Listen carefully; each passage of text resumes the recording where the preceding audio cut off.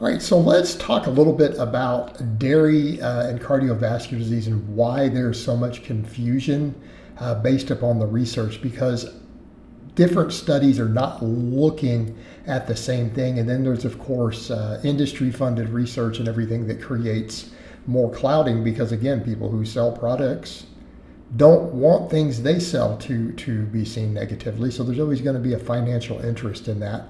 Just like there was with smoking back in the 40s, right? The tobacco companies really made a marketing push to downplay it and claim that scientists didn't really claim it was bad for you. Okay, and that was all a lie. That was not what scientists were actually saying. So, we get into these topics when it comes to dairy, and it's because there are many situations in which dairy doesn't appear to be linked at all with cardiovascular disease. Some components of some dairy can actually be slightly cardioprotective. So we'll go into that in a second, but the thing that we need to remember is there's also confusion on this because a lot of people are in complete denial that saturated fat is not only linked to cardiovascular disease in population studies, but we have causation. We know the pathways by which it does it, and there's direct metabolic ward data in controlled randomized clinical trials where different types of saturated fat can be given to people, and we can measure exactly what it does in the body, what it does with the blood work, what it does in the liver.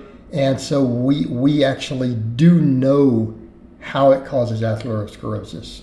Okay, it's very well documented. It's understood. It's not just we think it's linked to it, but we don't understand it. No, it's all measurable stuff in the lab at this point.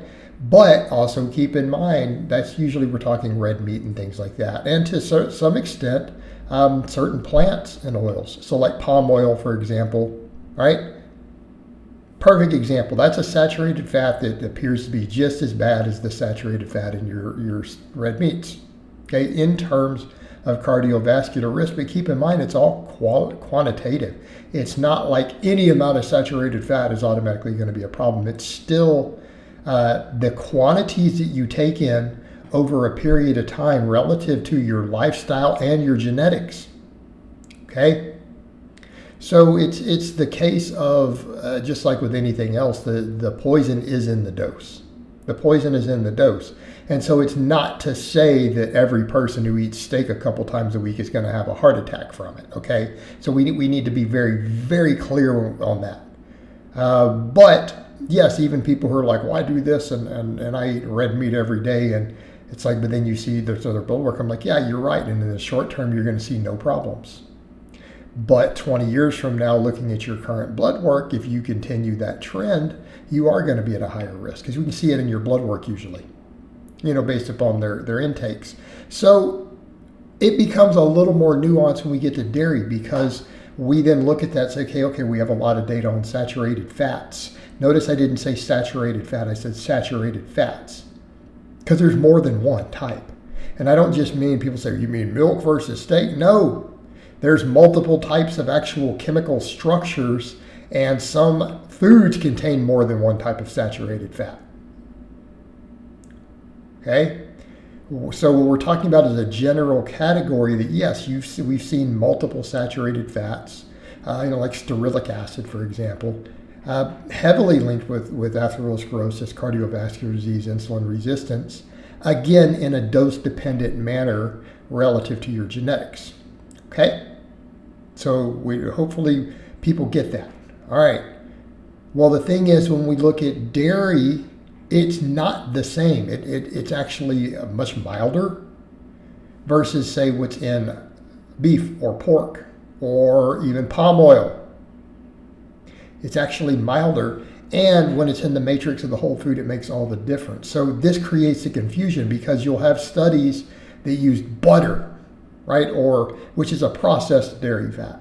And so you'll get this same topic. People, when you bring that up, they want to be pro butter, and it's like, how can you use a whole? It's not a whole food. It's a heavily refined food in which the cardioprotective benefits of the milk have been removed. Okay, so we need to also be clear. In a lot of our foods, there are good and bad things. And oftentimes some of the good things, and again, I'm going to simplify this, can blunt the negative effects. Okay? Which would make sense. Our foods are complicated. There's more than 5 or 6 different things in a food, right? Eat an animal, or you drink a glass of milk, or you eat an apple. There's more than one chemical in there. Okay? There's more than 5 different chemicals in there. There's more than 20 different chemicals in there. So it would make sense that there's some complex interactions, right? This shouldn't be hard to grasp. I think most people can understand that. There's some good and bad stuff in everything you eat. All right.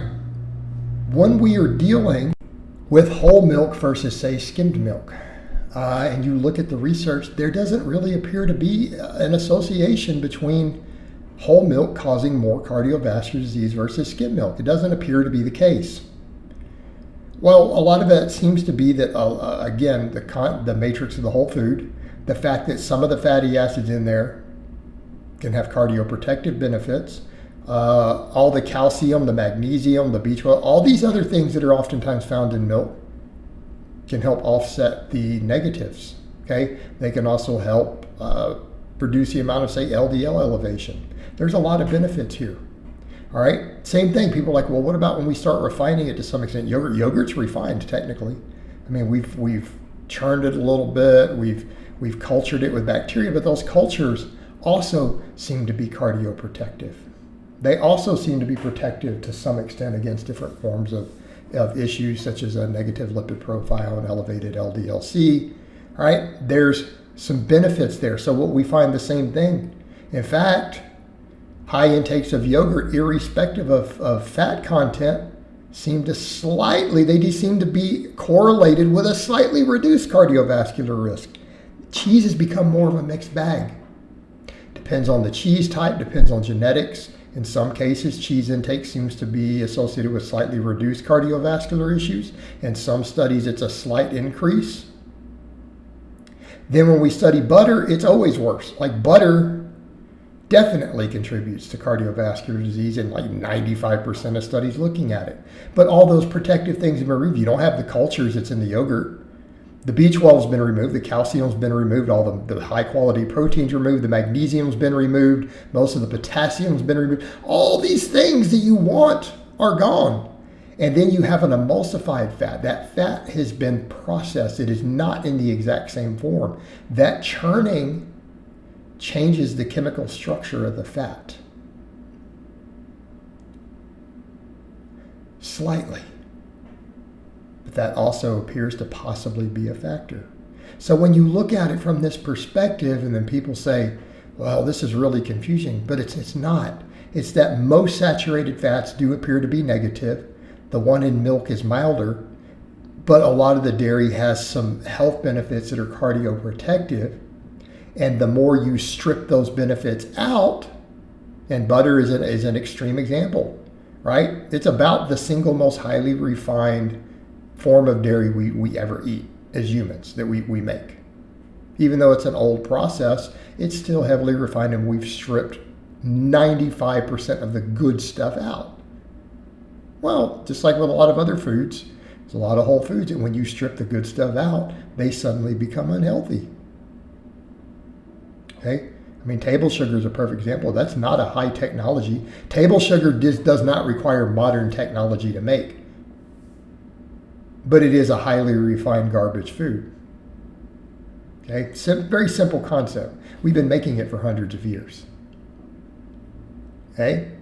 But it's still highly refined, and most of the good stuff has been stripped out of the original food. Right? The sugar cane doesn't appear to actually be bad for you to chew on one. Okay? We've refined it and removed the good stuff, leaving most of the bad stuff in a refined state. Hence, it's a problem. But this creates confusion. So I thought I would explain this in a way that people would understand, and that is based upon the evidence that we have. All right, guys, but that's really all I have to say on that today. I hope it's been informative, and I'll talk to you guys and gals next time.